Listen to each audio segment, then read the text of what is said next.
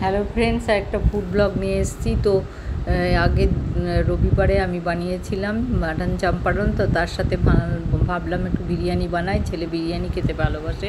তো chicken biryani rich হয়ে যাবে বলে আমি বানালাম ইঁচড় বিরিয়ানি, কারণ ইঁচড় ছিল।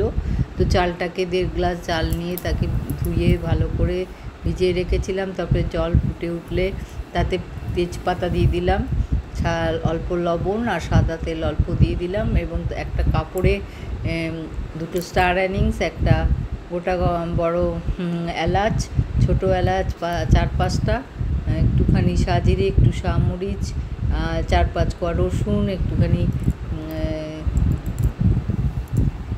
একটুখানি লবঙ্গ, একটুখানি জায়ফল, জয়িত্রী সব পুটলি বেঁধে জলের মধ্যে দিয়ে দিলাম। তারপরে চাল দিয়ে দিলাম। চালটা সেদ্ধ হয়ে গেলে 70% মতো ছেঁকে নিলাম ছাঁকনিতে, বড় ছাঁকনিতে।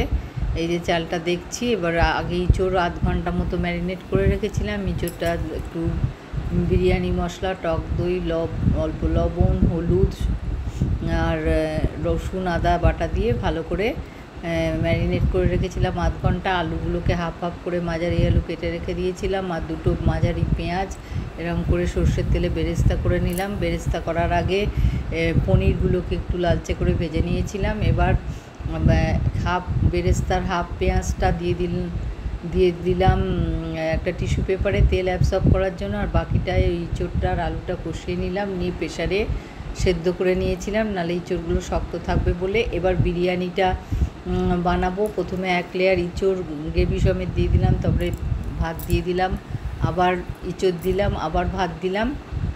এবার তার উপরে ওই বাকি বেরেস্তা দিয়ে দিলাম, পনির ভাজাগুলো দিয়ে দিলাম, ঘি দিয়ে দিলাম, আর উষ্ণ দুধে একটুখানি কেওড়ার জল, গোলাপ জল, মিঠা আতর আর ওই কেশর ভিজিয়ে রেখেছিলাম, সেইটাও দিয়ে দিলাম চারিদিকে ছড়িয়ে ছড়িয়ে। এবার আমি ঢাকনা বন্ধ করে দেব।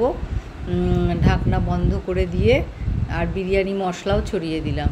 এবার একটা তাওয়া গরম করে তার মধ্যে এই কড়াইটা 20 মিনিট মতো ভাপে রাখলাম। খুব খেতে ভালো হয়েছিল, আপনারা করে দেখবেন, সাথে থাকবেন। নমস্কার বন্ধু।